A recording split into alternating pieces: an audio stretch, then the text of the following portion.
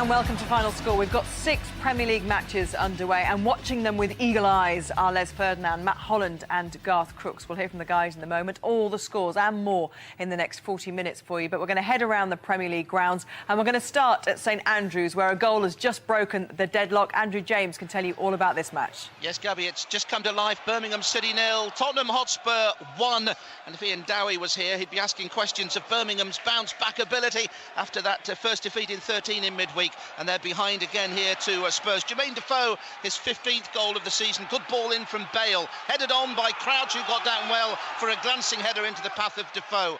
Prior to that, the game had been oscillating from one end to the other, but it's Spurs who've taken the initiative to try and firm up that top 4 place. Birmingham 0, Spurs 1.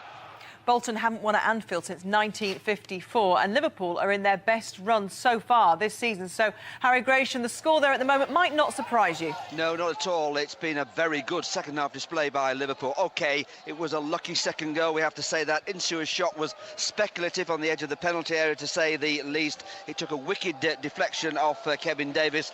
Jaskalainen had no chance at all, but we've had some wonderful moments from Gerrard. Ungog's missed the sitter of the season, perhaps. It's all Liverpool. It's their points, I would have thought. 2-0. Before today, Fulham were unbeaten at Craven Cottage in 11 matches. But Aston Villa have come there with a job to do, Tony Lockwood. Yes, they have. Villa went into this game without a league goal in 4, but they've ended that barren run. Gabby Agbonlahor sorted that with both goals in the first half. The opener from a Sliam Petrov cross. Agbonlahor won the aerial challenge, the header beating Mark Schwarzer. And then when Carlos Cuellar picked out Agbonlahor, he spun away from a hesitant Breda Hangeland, and his left foot finish was always destined for the corner. Unless Fulham find something and quick, they're heading for a 5th straight league defeat. It's Fulham 0, Villa 2. Let's go to the KC Stadium now. The managers involved in this match said ahead of today it was that proverbial 6-pointer. At the moment, Alan Biggs, neither of them are coming away with anything more than 1 point.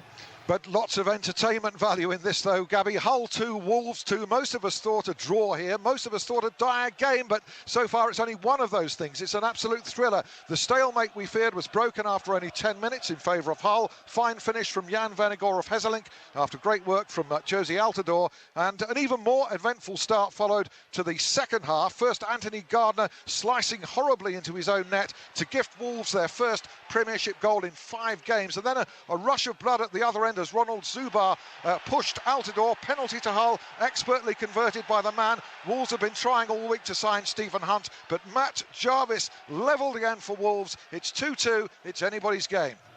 Let's go to the DW Stadium. Mark Webber, no goals, but almost something to report on. Almost indeed, Gabby. If Bruce Forsyth was watching this match, he'd say, good game, good game. No goals, opportunities are plenty for both sides. We've just seen one now. Cahill with the ball right by the goal mouth. He thought he tapped it in, but the referee had other ideas. There's also been Baines denied, and also Sahar's been denied. At the other end, Rodallegan, Zogbia and Sharda have come close for Wigan. Perhaps neither side deserves to lose this one, Gabby, but a goal or two would be nice, you know. You'll get some. We've got a few minutes yet. Let's go to Upton Park. No goals there, David Garrido. The new owners are there, though, aren't they? They are, yes, and they've received a good reception from the fans. But this game has lacked intensity up until the midpoint, let's say, of the second half. West Ham on top in the first 45. Chances for Kovac, Bayrami and Diamanti. Pedersen struck the bar with a free kick for Blackburn. And right now, they are in the ascendancy. Martin Olsen forcing Rob Green to a decent save away to his right. Gail Givet's shot cleared off the line by Hammers sub Carlton Cole. Hint of a handball there as well from Mark Noble. And also Jason Roberts on as the substitute has called Green into action. He really should have scored, though. Goal is here at Upton Park. Thank you very much, David Garrido. We'll just talk generally about the matches so far and what you've seen. But first of all, Garth, that offside decision for Fellaini, was it? Well, Fellaini scored the goal, but it wasn't him who was judged offside. It was Pienaar beforehand. And I think the assistant linesman was correct. OK, the race for 4th place is certainly hotting up, and Tottenham have done themselves no harm if things stay as they are at the moment, have they, in their attempts to get it? Yeah, not at all. You know, Birmingham's been a tough place for most teams to go this season, and they've got a great home record. And at the moment, Spurs are 1-0 up, and Birmingham are just coming into the game a little bit now. So I'm a little bit on the edge of my seat at the moment. Liverpool seem to be stumbling in the first half an hour or so. They've got those 2 goals, and they'll probably take 3 points. But are they as fluid as we've seen them? No, not perhaps. I think they're under real pressure for that fourth spot with Man City and Aston Villa. And today it has been a case of grinding out a result. Cout scored from a couple of yards and it's been taken an own goal to get the second. And Bolton on occasions have shown real promise and maybe a chance of getting one on the break. Les, you're raising your eyebrows. Yeah, because you didn't mention Spurs there. You mentioned all those others. Sorry. That's because you just spent 25 minutes on the red button talking about Spurs. Garth, Agbonlahor, given the kind of performance, especially his second goal today, that Fabio Capello, who's recuperating from knee surgery somewhere in the world, will sit up and take notice. 2 first-class goals by Agbonlahor, but 2 poor errors by defenders. Chris Smalling, everybody's talking about him, just signed for Man United. £10 million. Yeah, pushed off the ball far too easy. And the second one, Hangeland, reading a ball that he shouldn't be reading. He should be marking. OK, well, the tea-time kick-off is taking place at Turf Moor. And John Terry, of course, as part of the Chelsea side, has turned up there, as we'd expect, and is obviously the subject of huge newspaper interest today, tabloid interest in particular, about his private life. And the big question, which is emanating from this, is should he keep his captaincy? Should he be England captain, Les Ferdinand, in light of the revelations? In light of revelations, Gab, I think sometimes players do things in their private life that, you know, it should be kept out of football, and footballing decisions shouldn't be made about what they do in their private life. But this time around, you're talking about a teammate who, his aspirations of going to the World Cup, could be involved in the England squad. And if he is, what does that do to the morale of the other players knowing what's happened? Be very, very difficult. The FA have said this is solely Fabio Capello's decision. Garth, he will be the one that decides whether John Terry is captain. Is that right? I can't believe that the board of the FA, the National Game Board, people who are responsible for the national game and the image of the national game, aren't going to expect Fabio Capello to drop the captain, to pull that captaincy away from him. Drop him just from the captaincy, or should he have a place in the squad? Well, I think that is a secondary question. But one thing I know for sure, that once the dynamic of a dressing room is changed, then the manager has to act. And I think that John could perhaps release the tension of everything that's going on at the moment by resigning the captaincy. He could take a little bit of the fuel out of the fire, yeah, for sure. Let's have a little look at the early kick-off in the Championship today. Second place, Nottingham Forest. We're at Pride Park, and Ivan Gaskell was watching a fiery East Midlands derby. So Forest's incredible run of 19 league games without defeat finally brought to an end, and it just had to be their fierce East Midlands rivals who stopped them in their tracks. But Derby deserved it. Forest frustrated, their impressive flowing football never allowed to flourish. Derby built a platform upon which they were able to ground out a narrow win, cemented by Rob Holtz, his header from Chris Common's fine free kick. Derby's first home league win since November will relieve growing pressure around here. Forest hope their first league defeats in September won't derail their promotion plans. Derby 1, Forest 0. Well, a rare defeat from Nottingham Forest, failing to keep the pressure on Newcastle United at the top. West Brom, though, looking to keep the pressure on them. And Andy Barwell, they're doing just that, aren't they, at the Hawthorns? They are. It's West Bromwich Albion 3, Sheffield United 1. Graham Dorrans scored from the spot after a handball by Nick Montgomery. Then a well-taken Roman Bednar goal made it 2-0 to the home side. Sheffield United, though, got a lifeline just after the break. Darius Henderson scoring from a penalty. But Jerome Thomas, after a big deflection of Chris Morgan, re-established a 2-goal cushion for the Championship's top scorers. West Brom still lead 3-1. Crystal Palace down to 21st in the table after that 10-point deduction for going into administration. You'd imagine that would not have helped morale around the club, but on the pitch, things going well, Tony Husband. Yes, indeed, they've got a 2-goal lead here, Gabby. Palace minus teenager Victor Moses, who's set to be sold in an effort to pay off some of those debts, with a comfortable lead through a brace from Neil Dans. 2 excellent finishes from the midfielder for a Palace side showing no ill effects from the club's slide into administration this week. And on this form, you have to question whether Dans could join Moses on the way out of Selhurst Park. Peterborough still to win away from home this season, and it showed here. They're trailing 2-0. Jason Mohammed is watching Cardiff against Doncaster. Cardiff, of course, with a 6-0 win during the week at Bristol City. But today, the goals not quite so forthcoming, Jason. That's right, Gabby. I counted 6 excellent chances for Cardiff City in the first 32 minutes, but they only scored 1. Michael Chopra got his 16th of the season, then somehow fluffed 2 chances when one-on-one with Rovers keeper Neil Sullivan. Gareth Roberts' equaliser was a beauty. Left foot, bottom corner from 20 yards. James Coppinger just had an overhead kick saved. It's Cardiff City 1, Doncaster Rovers 1. Let's go to Loftus Road. QPR were on the end of a 5-0 thrashing during the week. It's not going so well today either, is it, Andy May? No, it's not, and Scunthorpe's good week is continuing after beating Sheffield Wednesday. They're 1-up here at Loftus Road, thanks to Gary Thompson, who smashed the ball home from just a few yards out after Gary Hooper was denied his 10th of the season in the Championship. Jay Simpson has had several chances for Rangers, including one goal that was ruled out for offside. QPR 0, Scunthorpe 1. Coventry were looking to win 4 home matches on the bounce for the first time in nearly 3 years ahead of today's match. They've had a good run of form at the Ricoh Arena. Steve Lee's there. They're going to have an impressive last 6 or 7 minutes, though, if they're going to do that today. Yes, it's Coventry 0, Blackpool 1. 10-man Blackpool heading for victory here after a stunning goal. Nearly another one from Barry Bannon, the on-loan Villa youngster. A name for the future, this boy, and a shot from fully 25 yards that gave Westwood no chance. He'd earlier hit the bar. He's been outstanding. And Blackpool have had Brad Ormond sent off for a clash with Aaron Gunnison, which left the Coventry man clutching his jaw. Coventry as flat as a pancake. It's Coventry 0, Blackpool 1. Sheffield Wednesday dropped points under Alan Irvine for the first time during the week with a loss against Scunthorpe, but they seem to be back to winning ways today, James Mason at Hillsborough. They certainly do. Sheffield Wednesday 2, Plymouth Argyle 1, Gabby. A superb game despite the lowly positions of these two sides, but it's the Owls, as you say, currently in command after overturning Rory Fallon's first half opener for Plymouth with 2 Luke Varney strikes. His second, a superb solo effort just before the break. Plymouth doing everything they can to get an equaliser. 7 minutes to go. Sheffield Wednesday 2, Plymouth Argyle 1. And have Reading finally taken that FA Cup form into the Championship? Tony Colliver is at the Majeski Stadium. Yeah, still leading by 1-0 to 0. 6.5 minutes to go. Reading led at the break thanks to a Shane Long striker, and they could be onto their second home league win of the season. They hit the post midway through the second through Joby McAnuff, but Barnsley did too well. Also with Ian Humes, his direct free kick flashed just over the bar. Reading 1, Barnsley 0. So is Darren Ferguson heading for his second win as manager of Preston North End? Richard Askham can tell us. Looks like it, Gabby. Preston 1, Ipswich 0. For much of this game, the tactics of the former teammates, Keane and Ferguson Jr., have rather cancelled each other out as Preston just attack at the moment. It's been a game of few chances, but the deadlock was eventually broken midway through this half. Chris Brown powering ahead in a header for the home side. Ipswich with Roy Keane in passive. Always a dangerous sign in the away dugout of huffed and puffed without much effect. Let's go to the DW Stadium now. Some goal news to tell you about there. Is it Wigan or is it Everton? It is Everton. Wigan Athletic 0, Everton 1, Gabby. Baines with the corner in, and Cahill rose. He knew he had to get his head on it, and he did. 0-1. Be my guest. Cahill in the air. Talk about it, Matt. Yeah, brilliant. I mean, he hasn't scored a league goal, believe it or not, with his foot in the whole of 2009. Oh, I like that stuff. How about that? Yeah. All 2010. The last 8, his last 8 league goals have all been with his head. That's how good he's in the air. You've got to see the movement. The move comes right the way around. He arcs round, loses his marker. Great header. Let's go to the Ricoh Arena, though. Steve Lee's got some goal news. Is it an equaliser?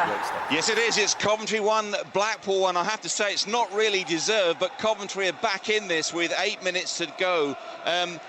Young Carl Baker, they signed him from Stockport, made a great run on the right. His cross came in. It seemed to hit a deflection and ended up in the back of the net. Heartbreak for Blackpool, who'd taken the lead through Barry Bannon and hit the bar, but they're now equal. It's Coventry 1, Blackpool 1. Let's go back to Deepdale. Richard Askham, goal news.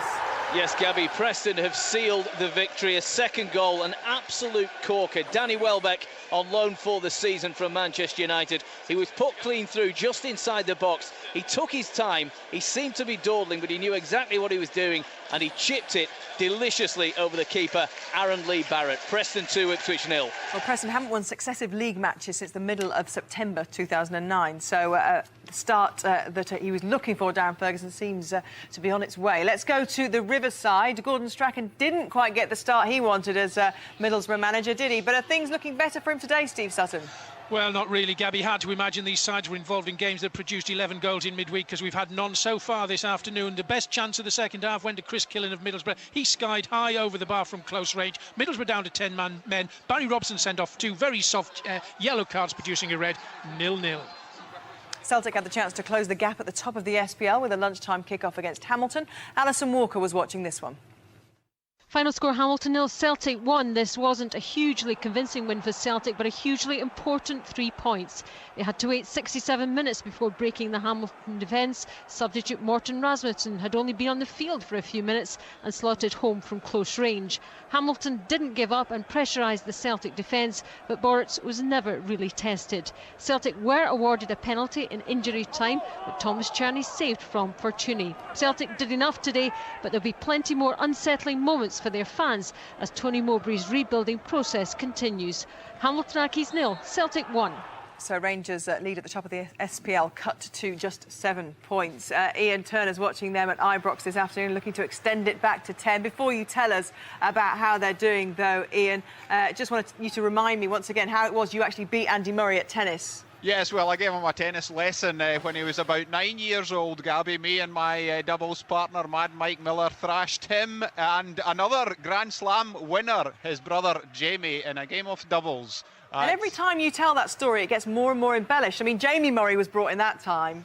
Next time, you'll have beaten Andre Agassi. No, remember, Jamie's a Grand Slam champion as well. Yes, Mixed of course. doubles at Wimbledon. Do you want to know about the football, though, as well? Go on, then, yeah. It looks like it's another walk in the park for Rangers, is it? It is, yes. Their victory's about as easy as mine against Andy and Jamie Murray's all those years ago. Yes, they're winning 3-0, top against bottom here, so I suppose the result, no surprise. We're well into stoppage time. And when John Fleck added to Stephen Davis's first half free kick, the Bairns' resistance really was gone, Gabby, and Stephen Whittaker has since added another goal, his 9th of the season. Rangers going to stay 10 points clear at the top, Falkirk rooted to the bottom. Thank you. Continuing the Andy Murray link, his team are Hibs and they're playing against St Mirren at Easter Road. Brian McLaughlin's watching this one. And they're drawing one apiece with 2.5 minutes left in the clock, Gabby. An own goal by Saul Bamba gives St Mirren the lead after just 9 minutes. Liam Miller equalising midway through the first half. Hibs, though, pushing more and more men forward, trying to get what would be, no doubt, a winner. 2 minutes left here. Hibs 1, St Mirren 1. Let's go to David Garrido. Any signs of a goal, a winner there at Upton Park? A Golden-Sullivan duo are thinking that signature to get Benny McCarthy there will be looking at very good business indeed. Yeah, they do need a striker, West Ham. They have had a bit of a response, though. Alessandro Diamanti has been their main threat. His curling free kick tipped over his own by Paul Robinson, and then he just fired another shot straight down the throat of the Rovers keeper. Scott Parker also did well to get to the byline, but when he sent in the centre, no one was there attacking the 6-yard box. He's getting scrappy in the later stages here. It's a West Ham 0, Blackburn 0. And let's go to St Andrews. Andrew James had to wait a while for the goal. Does it look like Tottenham's lead is going to last the next few minutes? It does, to be honest, Gabby, and to be fair, it looks like they've settled on it as well. They've made a couple of substitutions. Bentley is just coming off to be replaced by Jermaine Ginnis, and it looks as if Spurs are fairly comfortable now. There was a chance for McFadden for Birmingham, but he blasted that wide. And you do have to ask the question, has Birmingham's bubble burst, or have they just been unfortunate facing two of the top 4 teams, Chelsea and Spurs, in the space of the same week? Only time will tell, but they don't really seem able to get their way back into this game with time running out. Birmingham 0, Spurs 1.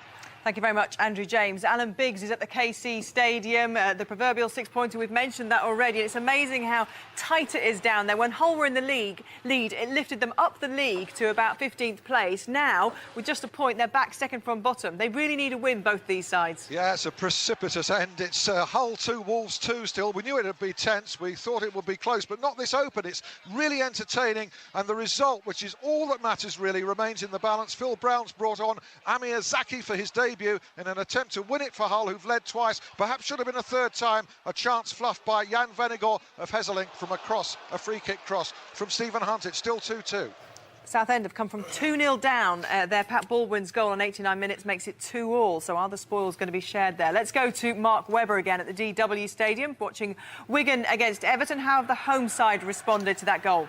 Their head's not bowed, Gabby. They're absolutely up for this, although Pinar is on the ball now and he's trying to push forward, but they certainly still feel that they are owed something out of this. They fought hard throughout the whole of the game and they feel that the goal should come their way, but it's Everton with the ball now trying to push forward. They may get another one here. It's just about cleared and it's still Wigan 0, Everton 1. Let's go back to Andrew James at St Andrews. Tell us which way this goal's gone. Gabby, it's an equalising goal for Birmingham City. What do I know, thinking they couldn't get back into the game. It was a hopeful ball played out to the far side. Cameron Jerome headed it back across goal, and Liam Ridgewell was right on the line. Couldn't miss that time. and put it high into the roof of the net. It's only about the third real chance that Birmingham have had all game, but it could well have given them a point. Birmingham won, Spurs won. Thank you, Andrew. 2 Saturdays on the trot that Tottenham have conceded last-minute goals, Les, and you can't replay this one. No, you can't, unfortunately, and this is just a lack of concentration. The ball comes over, Ridgewell's gone up, ball's gone over, Jerome's headed the ball back, great header back, but Ridgewell's just run past Chorluka, who went to sleep for a little bit on the far post, and as you said... It's a real shame for Spurs, because if they'd have won this, they'd have put on 44 points. Liverpool are winning away from home. Now Liverpool close the gap if the results, if the latest scores remain the same. Yeah, Villa are winning away from home as well. Not to forget, Manchester City have got to play tomorrow against Portsmouth, a match you think they'd walk away with. Since they scored those Spurs, they've just got deeper and deeper and deeper, haven't they? Yeah. OK, let's go to Carrow Road. The leaders of League One are looking good for that position this evening. Alex Gordon-Martin, sorry.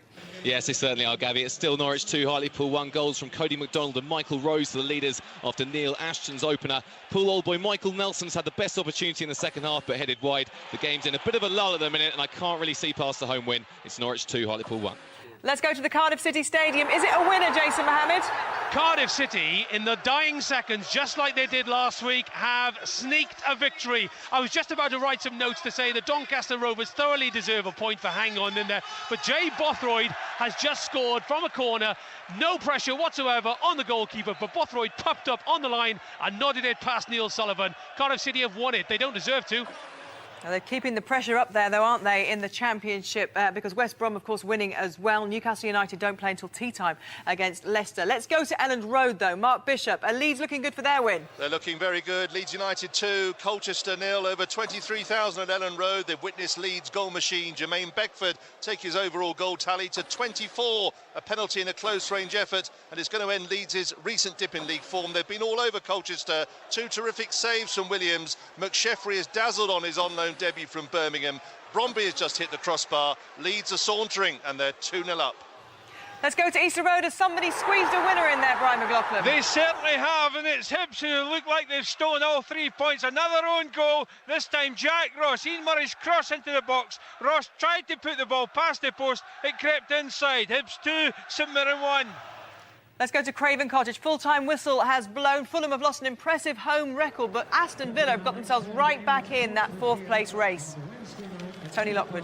None other than Arsene Wenger labelled Aston Villa a long ball team, but believe me, there's a lot more to Martin O'Neill's side. League goals have been hard to come by, but Gabby Agbon-Lahore ended that long wait for a breakthrough, first connecting with a Stilian Petrov cross to steer a header wide of Mark Schulze, and then latching on to a Carlos Cuellar pass, turning away from a hesitant Breda Hangeland and curling it into the corner. A real lift for Villa's Champions League aspirations. Dunn and Collins really impressive at the heart of that Villa defence. This, Fulham's 5th straight league defeat. Fulham 0, Aston Villa 2. Neither of those goals came from long balls, Mr Wenger might want to note. Let's go to Upton Park. David Garrido, they couldn't get the goal there, could they? They couldn't. West Ham 0, Blackburn 0. The Hammers clearly the better team in the first half, despite Morton Gantz Pedersen striking the bar for Blackburn. But Rovers responded after the break. Martin Olsen and Jason Roberts forcing saves from Rob Green. Gael Givet having a shot cleared off the line as well. West Ham couldn't find any real incision after the break. The arrival of Ben McCarthy will be welcomed. For Blackburn, well, they'd lost on their previous 10 visits to Upton Park, but now it's only 1 defeat in 6 in the Premier League. Goalless here at Upton Park. Full time at Anfield, Harry Gratian, Liverpool. Well, the result that neither manager really wanted, did they? Alan Biggs. Yes, 2-2 between Hull and Wolves. Who'll be the happier? I'd have to say Wolves. I think they were twice behind. It's now 9 games without a win for Phil Brown's Hull. Then again, Wolves nearly won it at the death through new man Jeffrey Mujangi on from the bench earlier. Jan Vennegoor of Hesseling started the scoring for Hull. 1-0 at the break. Wolves then gifted an equaliser, a spectacular own goal from Anthony Gardner. Stephen Hunt's penalty put Hull back in front, but Matt Jarvis levelled for Wolves. Could be a priceless goal in the final analysis. Hull 2, Wolves 2. Let's go to the DW Stadium. Everton have managed to keep a clean sheet for the first time in 8 matches, Mark Webber, but more importantly, they've got all the spoils. Indeed, Wigan 0, Everton 1. Tim Cahill's jump to head the ball from a Leighton Baines corner was the full stop we were looking for in this enthralling game. As enthralling as an Agatha Christie thriller, to be honest. A bit harsh on Wigan, who battled hard throughout this end-to-end game, and they had loads of chances themselves, including Zogbia hitting the crossbar in injury time. But fortune favours the brave. Everton's renaissance continues. Wigan Athletic 0, Everton 1. Well, Tottenham Hotspur won't Cardiff City Stadium. Financial problems off the pitch for Dave Jones, but on it, his side keep that charge on the top of the table. Absolutely. Cardiff City have been deadly in front of goal in their last 3 games. Gabby, 11 goals, but today they left their shooting boots at home. Chopra scored his 16th of the season, but he also missed 2 easier chances. McCormack and Bothroyd also missed. Doncaster Rovers thoroughly deserved a point. Gareth Roberts' equaliser came as Rovers piled on the pressure in the second half. But J. Bothroyd popped up with a winner in the dying seconds. They're making a habit of this. Heartbreak for Rovers, joy for the Bluebirds. Thank you, Jason. Let's go to Hillsborough. Sheffield Wednesday taking on Plymouth today. And Alan Irvin's revolution is continuing, isn't it, James Mason? Yes, a 2-1 win. Another good win for Alan Irvin's men, but they had to come from behind to do so after Plymouth's Rory Fallon got the final touch to an in-swinging corner early on. But within 30 seconds, the Owls were level. Luke Varney beating David Stockdale to the ball to score his first before firing in a superb solo second. Potential overseas investment on the horizon. Another 3 points. Good times at Hillsborough, 2-1. Yeah, and they lift right off the bottom, don't they? They're moving away from the relegation zone. Let's move to Selhurst Park. Bad news off the pitch, good news on it, Tony Husband. Yes, and Neil Warnock's just taken his players into the centre circle to salute the Selhurst Park fans. A comfortable win in the end for Palace, and now fans wait to see if teenager Victor Moses will indeed be leaving the club, and for how much money as well for this club and administration. Without him, Neil Dan stole the show with 2 fine goals for a Palace side who dominated for long periods, but they did give Peterborough enough encouragement to stay in the game, at least until Dan slotted home his second. You'd back Palace to pull clear of the relegation zone on this form and with this team, as long as they can keep most of their players. Thank you very much. Let's go to the Hawthorns. West Brom continuing their charge on the promotion places. Andy Barwell. Yes, the first league win of the year for West Bromwich Albion. A timely victory too as they look to get back into the automatic promotion places. They were very good value for the 2-0 half-time lead. But Darius Henderson at the break, just after the break for Sheffield United, got one back. That livened up West Brom. Jerome Thomas's goal, though, put it beyond doubt. Roberto Di Matteo would be pleased with his side's overall performance. They're very pleasing on the eye. Full-time, West Bromwich Albion 3, Sheffield United 1. And a match in League One affecting things at the top of the table. Didn't go the way that Charlton would have wanted, though, did it, John Anderson? Well, they're still playing and we're in the final seconds, but it is 1-1. Sam Sodger's own goal giving Tranmere the lead early in the second half, but then skipper Nicky Bailey popping up to nudge the ball over the line for 1-1. But Charlton are in danger of dropping 5 points to struggling sides in the space of a week. We're still playing here. There may yet be time, and there's been a sending off as well. Tranmere are down to 10 men, with one of their defenders has just been red carded, a second yellow for him. There may still be time for Charlton, but it's running out. It's 1-1. Now, don't forget, you can see all the build-up and get all the goals as they go in from 2:30 every Saturday, and keep the same illuminating company I manage to as well. All you have to do is press the red button. It's time now, though, to get the full classified results with Tim Gudgin.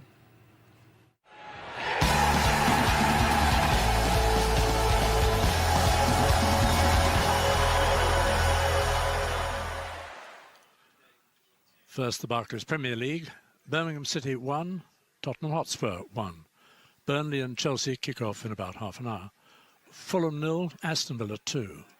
Hull City 2, Wolverhampton Wanderers 2. Liverpool 2, Bolton Wanderers 0. West Ham United 0, Blackburn Rovers 0. Wigan Athletic 0, Everton 1. In the Coca-Cola Championship, Cardiff City 2, Doncaster Rovers 1. Coventry City 1, Blackpool 1. Crystal Palace 2, Peterborough United 0. Derby County 1, Nottingham Forest 0. Leicester City and Newcastle United kick off in a few minutes. Middlesbrough 0, Bristol City 0. Preston North End 2, Ipswich Town 0. Queen's Park Rangers 0, Scunthorpe United 1. Reading 1, Barnsley 0. Sheffield Wednesday 2, Plymouth Argyle 1. Watford's match with Swansea City postponed. West Bromwich Albion 3, Sheffield United 1. In League One, Brighton Hove Albion 0, Millwall 1. Bristol Rovers 2, Wycombe Wanderers 3. Carlisle United 2, Leyton Orient 2. Charlton Athletic 1, Tranmere Rovers 1. Gillingham 0, Walsall 0. Leeds United 2, Colchester United 0. Milton Keynes Dons 1, Exeter City 1. Norwich City 2, Hartlepool United 1. Oldham Athletics match with Brentford postponed. Southampton 2, Stockport County 0. Southend United 2, Swindon Town 2. Yeovil Town 0, Huddersfield Town 1. In League 2, Aldershot Town 1, Grimsby Town 1. Cheltenham Town's match with Darlington postponed. Crewe Alexandra 1, AFC Bournemouth 2. Lincoln City and Dagenham and Redbridge postponed. Morecambe 0, Chesterfield 1. Northampton Town 1, Burton Albion 1. Notts County 2, Barnet 0. Port Vale 2, Hereford United 0. Rotherham United and Macclesfield Town's match postponed. Shrewsbury Town 0, Accrington Stanley 1. Torquay United 1, Bradford City 2. In the Blue Square Premier, Altrincham 1, Wrexham 3. Chester City and Grays Athletics match postponed. Forest Green Rovers 1, Mansfield Town 4. Hayes and Yeading United 1, Rushton and Diamonds 6. Kettering Town's match with Crawley Town postponed.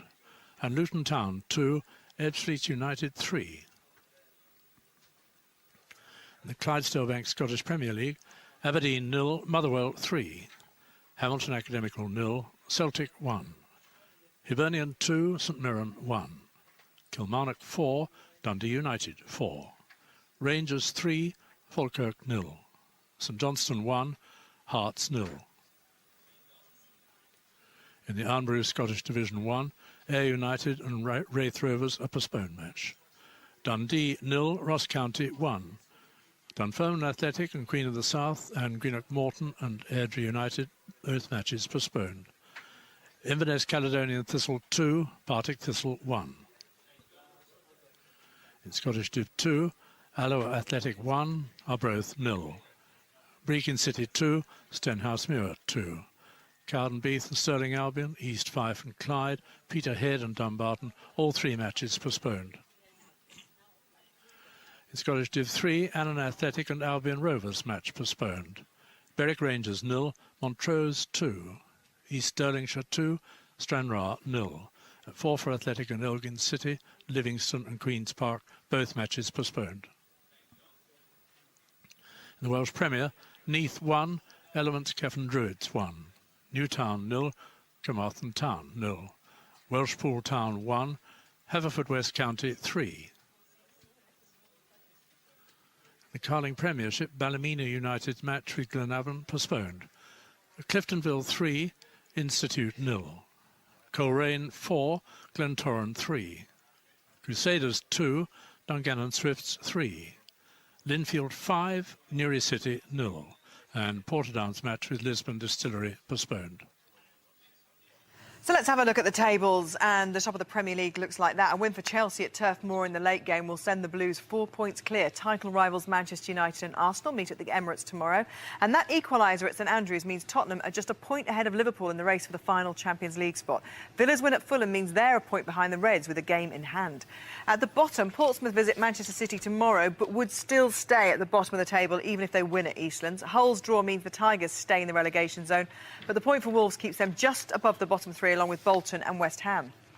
Newcastle will have the chance to go 8 points clear when they play Leicester this evening in the Championship. Nottingham Forest remain in the second automatic promotion spot despite suffering their first defeat in 20 games, losing 1-0 at Derby. West Brom took advantage of Forest's slip. They beat Sheffield United 3-1. They're now 2 points behind with a game in hand.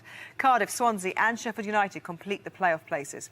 At the bottom, Peterborough lost to Crystal Palace. They're still 11 points from safety. Plymouth slip a place after they lost at Sheffield Wednesday, and Reading beat Barnsley. Reading, who are still in the relegation zone, are 3 points behind Ipswich, who lost at Preston. And League One, leaders Norwich maintained their 3-point advantage over Leeds after both won this afternoon. Leeds do have 2 games in hand, though. Norwich beat Hartlepool 2-1 and Leeds beat Colchester. Charlton's push for an automatic promotion spot stuttered again. They were held at home by Tranmere. At the bottom, Stockport suffered a defeat number 17 of the season, losing at Southampton. They're 7 points adrift of Wycombe, who came from behind to win at Bristol Rovers, their first win in 9 matches. League Two, leaders Rochdale not in action until Monday when they visit Bury. Their lead is down to 7 points after Bournemouth ended a 3-match losing streak by winning 2-1 at Crewe. Rotherham's game was frozen off while Notts County beat Barnet 2-0. At the bottom, Darlington's game also fell victim to the weather. They're now 9 points adrift after Grimsby picked up a point at Aldershot. And the Blue Square Prem, well, the top 3 were all involved in the FA Trophy this afternoon. Sorry, let's go on to the SPL, actually. Rangers restored their 10-point advantage with a 3-0 victory against Falkirk. Celtic won at Hamilton in the early kick-off. They can cut the gap to 7 points if they win their match in hand against Kilmarnock on Tuesday. And the game of the day saw Dundee United draw 4-4 at Kilmarnock, while Jim Jeffries' first game as Hearts boss ended in defeat at St Johnstone. Well, you can see all the goals and incidents from the Premier League at 10:30 tonight on BBC One, repeated, of course, tomorrow at 7:35 on BBC One in the morning. And the Football League show follows that at 10 to midnight this evening on BBC One. The Africa Cup of Nations, it's the final tomorrow. Ghana, Egypt at 3:30 on BBC One. And Match of the Day 2 features Arsenal, Man United and Manchester City against Portsmouth on BBC 2 tomorrow at 10. Also tomorrow, Andy Murray looking to turn over 74 years of hurt with a Grand Slam win over Roger Federer in Melbourne. Our coverage starts at 8 o'clock on BBC One. Then we're going to have highlights at 5 to 11 of that famous victory. Sorry, of that match, tennis match. Of course, I want Murray to win. Today, interesting afternoon. It didn't, it kind of took a while to come to life, didn't it? Yes. What's your highlight? My performance of the day, without doubt. Who'd have thought that Arsene Wenger would have provided Aston Villa with the perfect team talk? Agbonlahor was sensational, and they deserve the victory. Totally agree. I thought he was outstanding, Agbonlahor. And the goals were well worked as well. Petrov's fantastic ball into Agbonlahor. You've got 5 seconds left to tell me yours. Liverpool. Liverpool. Even 3 syllables. I can't make it last 5 seconds. Thank you very much. Final score continues on the red button and online, including goals from Cardiff against Doncaster and Derby against Nottingham Forest as well. So plenty to stay with us on the red button. If you're not, though, have a great weekend and we'll see you next time. Bye-bye.